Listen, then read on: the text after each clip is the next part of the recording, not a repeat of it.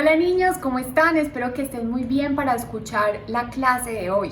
Por eso quisiera que oráramos en el lugar que estás para prepararte, para disponer tu corazón y poder escuchar con mucha atención y con mucha reverencia. Bueno Dios, te damos gracias por este día, gracias por estar con nosotros, aún en momentos tan raros, tan extraños para nosotros en este tiempo. Gracias porque tú estás con nosotros, estás con nuestra familia. Te pedimos que tú por favor hoy nos ayudes a escuchar tu palabra, Señor, con mucha atención y a guardarla con mucho gozo en el corazón. En el nombre de tu Hijo Jesús, amén. Bueno niños, entonces ustedes vieron la semana pasada algo muy importante con Cindy. Vamos a hacer un breve repaso. Ustedes vieron que nosotros no podemos obtener la vida eterna. ¿Y ustedes recuerdan por qué no podemos ganarnos la vida eterna? Nosotros no podemos ganarnos la vida eterna porque no podemos cumplir lo que Dios nos dice que debemos hacer para poder ganarla. Y es que nosotros no ganamos la vida eterna porque no podemos siempre, todo el tiempo, cumplir sus mandamientos. En otras palabras, no tenemos la vida eterna porque no somos ni 100% santos ni 100% justos. ¿Y cuál era la consecuencia de que no fuéramos capaces de hacer eso? No solamente que no ganamos la vida eterna, sino que nosotros, por ser pecadores, recibimos la muerte y el infierno. Esa es la consecuencia de no cumplir los mandamientos de Dios. Pero ustedes recibieron un personaje muy especial en la clase y recibieron a Jesús. Jesús sí cumplió los mandamientos. Cuando Jesús estuvo aquí en la tierra, Jesús fue siempre obediente a Dios. Y por eso Él se ganó el amor, la aceptación tan grande de Dios que lo hizo, digamos, como recordar o llevarnos a nosotros a recordar algo muy importante, y hoy lo vamos a ver. Y es que el evangelio de Jesús es igual a la salvación en Jesús. Ya vamos a ver qué significa eso. Entonces, como Jesús fue capaz de cumplir los mandamientos, ¿ustedes creen que entonces Él va a ser capaz de ayudar a los que no podemos cumplir mandamientos? En otras palabras, ¿ustedes creen que Jesús puede ayudarlos a ustedes a ganarse la vida eterna? Hoy vamos a ver que sí, y les voy a explicar por qué. Para que podamos responder esa pregunta de que, bueno, ¿será que Dios, o mejor dicho, será que Jesús, la persona de Jesús, va a poder ayudarnos a nosotros a obtener la vida eterna? Quisiera que busquen en sus Biblias Juan 3:16. Juan 3:16 está en el Nuevo Testamento. Y dice: porque tanto amó Dios al mundo que dio a su único Hijo, para que todo el que cree en Él no se pierda, sino que tenga vida eterna. Entonces, ¿qué creen que fue capaz Dios de hacer según este versículo? Este versículo nos dice que Dios fue capaz de enviar a su Hijo aquí al mundo. Jesús estaba en el cielo con el Padre, con Dios, y Dios le dijo a Él: ve al mundo. Y Jesús, en obediencia, aceptó esa misión.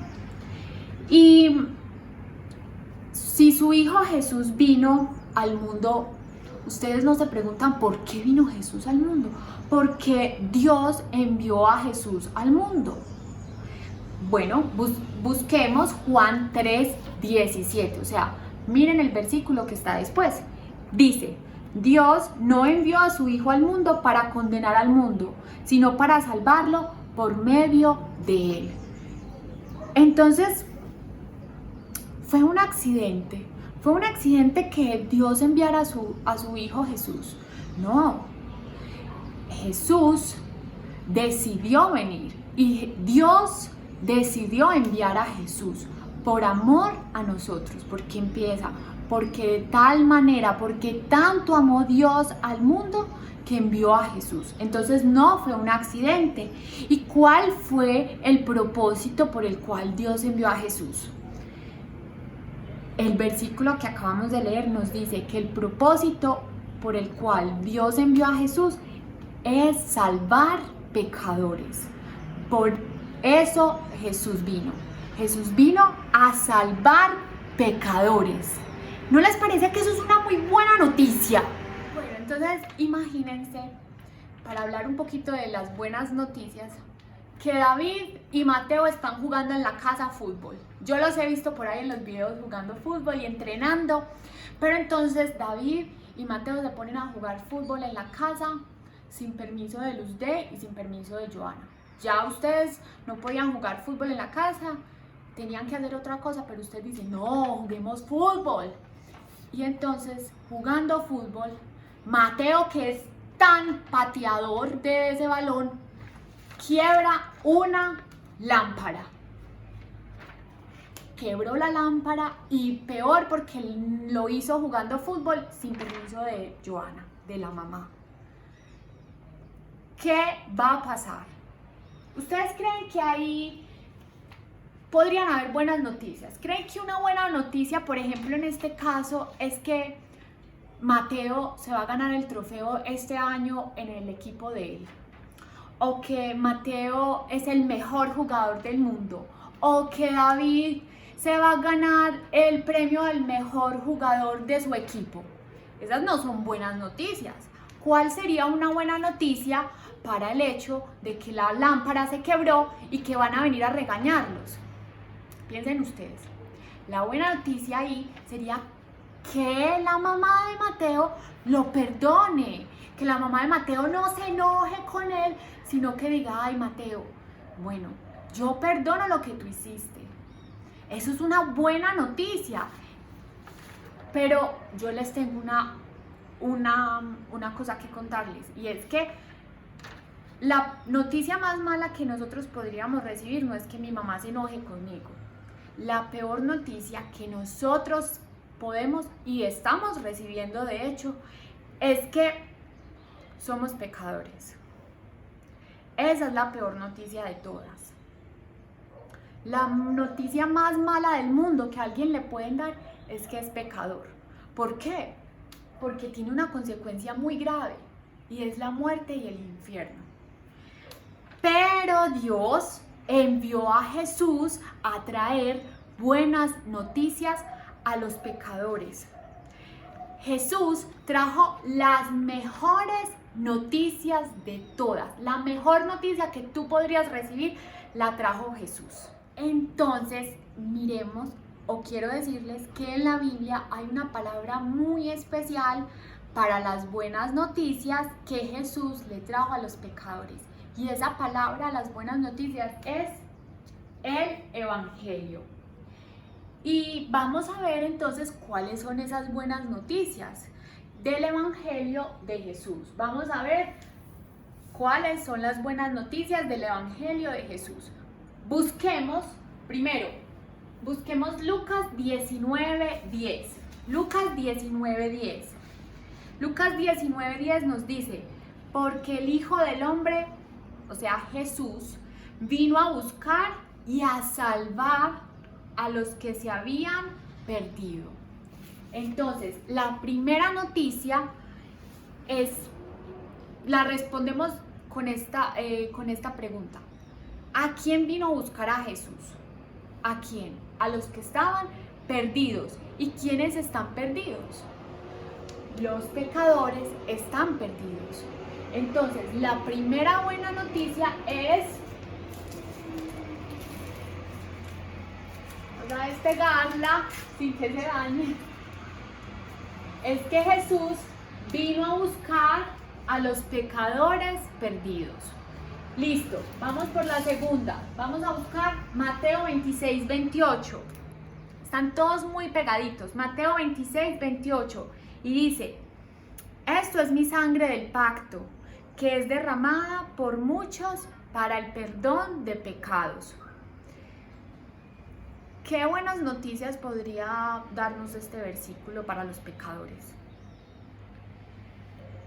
Muy bien, el perdón del pecado. Dice que la sangre de él fue derramada o es derramada para el perdón de los pecados. Entonces, la segunda noticia es: Jesús vino a perdonar a los pecadores. Veamos la tercera, Mateo 20:28.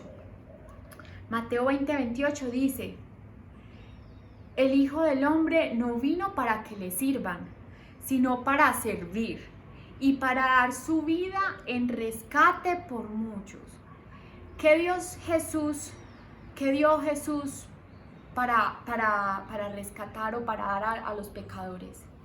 Jesús dio su vida por los pecadores. ¿Y qué es un rescate? ¿Qué es un rescate en tus palabras? Un rescate es pagar por la liberación de alguien más. ¿Y cuál es el castigo que merecían, según este versículo, los pecadores? Ya lo vimos también. Ese castigo era la muerte y el infierno. Entonces, Jesús vino aquí a morir y a pagar el castigo por los pecadores. Jesús vino a morir. Jesús vino a morir. Todos sabemos que Jesús vino a morir en una cruz. Y veamos entonces cuál es la última buena noticia del Evangelio de Jesús. Bueno, no la destapemos todavía. Veamos primero Juan 11:25. Juan 11:25 dice: entonces Jesús les dijo: yo soy la resurrección y la vida. El que cree en mí vivirá aunque muera. ¿Qué hizo Jesús después de que murió en esa cruz?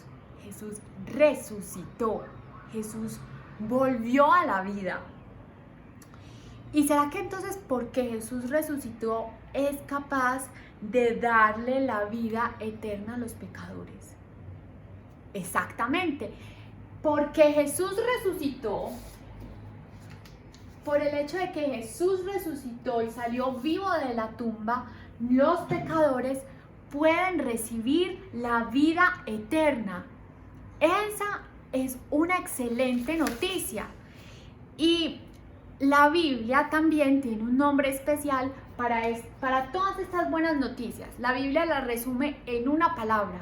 Y esa palabra está regada aquí. Miren que hay muchas letras. Ustedes pueden adivinar cuál será la palabra que nos forma. Vamos a ver. La S. Vamos a ver si van adivinando mientras que yo la pongo. Salud. No. Esa no es tan buena noticia. Saliva. No. Salvavidas. No.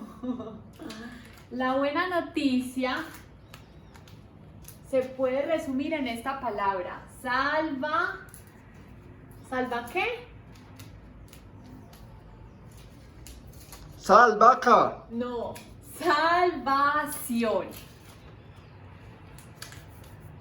Salvación. La palabra que resume todas estas buenas noticias del Evangelio de Jesús es salvación. Salvación significa salvar a alguien, rescatar a alguien de algo malo que le va a pasar. La buena noticia del Evangelio de Dios es que envió a Jesús aquí al mundo a venir a morir por los pecadores, para que ellos pudieran disfrutar la vida eterna. El Evangelio de Jesús es la mejor noticia que tú puedes recibir. Pero entonces yo les hago una pregunta. ¿Será que de todo esto es lo que se trata el Evangelio? ¿Será que hay algo más ahí? Si yo les digo a ustedes, vea, mañana van a dar una boleta a todas las personas que vayan a tal lugar para ir al primer partido de fútbol después de la cuarentena gratis. Eso es una muy buena noticia, ¿sí o no? Pero ustedes dicen, ¿y entonces cómo? ¿Cómo me gano esa boleta? ¿A dónde voy? ¿A dónde es que tengo que ir? ¿Qué tengo que hacer? Así es el Evangelio. El Evangelio es una buena noticia, pero también nos dice qué tenemos que hacer para poder recibir la vida eterna. ¿Cuál es la buena noticia o qué es lo que tenemos que hacer entonces para poder recibir la vida eterna? Si ya nos están diciendo que Jesús vino a salvar a los pecadores, que somos nosotros. Y busquemos en Marcos 1:15, ¿qué tenemos que hacer para la salvación? ¿Será que tenemos que trabajar? Miremos, Marcos 1:15 dice: se ha cumplido el tiempo, decía, el reino de Dios está cerca. Arrepiéntanse y crean en las buenas noticias. ¿Qué debemos hacer entonces? ¿Qué significa eso? Algo muy importante, y es que el Evangelio de Jesús nos llama al arrepentimiento y a creer en Él. El Evangelio nos llama al arrepentimiento y a creer en Jesús. ¿Y qué significará eso? ¿Qué significará que tú te tengas que arrepentir? ¿Y qué significará que tú creas en Jesús? Las próximas clases vamos a ver un poquito mejor qué significa arrepentirse y qué implica creer en Jesús. ¿Qué es creer en Jesús? Pero quiero que hoy se vayan en sus mentes algo muy importante, y es que Jesús nos trae una buena noticia, y es que creyendo en Él y arrepintiéndonos, pidiendo perdón por nuestro pecado, podemos obtener la vida eterna. No tenemos que trabajar, no tenemos que llevar una vida dura y pesada en el sentido de que tenemos que ser siempre perfectos, porque ya alguien fue perfecto por nosotros y fue Jesús. Él lo que nos dice es: cree en mí, cree en lo que yo hice, en que yo vine a morir por ti y que yo resucité. Cree en mí y arrepiéntete de tus pecados, pide perdón por tus pecados, y así vas a obtener la vida eterna. Oremos. Dios, gracias por este día, gracias por la mejor noticia que tú nos regalaste a través de Jesús. Señor, yo te pido que tú, por favor, claves esta verdad en mi corazón y en el corazón de los niños, que ellos puedan creer en ti, Jesús, y que ellos puedan pedir perdón por sus pecados, Señor, que ellos puedan pedir perdón sabiendo que tú los vas a perdonar y les darás el mejor regalo, que es la vida eterna, que es estar contigo por siempre y para siempre. Amén. Bueno, niños, nos vemos en la próxima clase. Espero que estén muy bien. Chao.